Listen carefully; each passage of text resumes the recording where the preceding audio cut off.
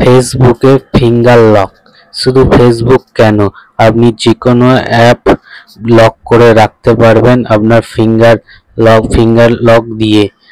মজার কথা হচ্ছে থার্ড পার্টি এই কোনো অ্যাপ্লিকেশনই আপনার ফিঙ্গার ছাড়া খুলতে পারবে না। চলুন ভিডিওটা শুরু করা যাক। স্ক্রিনের দিকে লক্ষ্য রাখুন। প্রথমে মোবাইলের সেটিংটা অন করে নিন।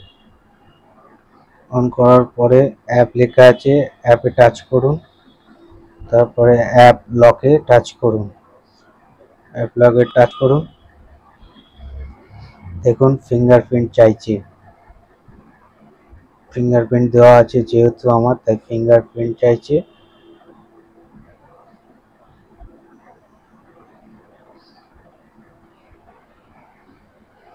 এবারে অ্যাপ লকে নোটিফিকেশনটা অন করুন। তারপর ওপরে তুলে দেখুন কোন অ্যাপটা আপনি ফিঙ্গারপ্রিন্ট দিয়ে লক করবেন। আমি ফেসবুকটা করছি, দেখে নিন।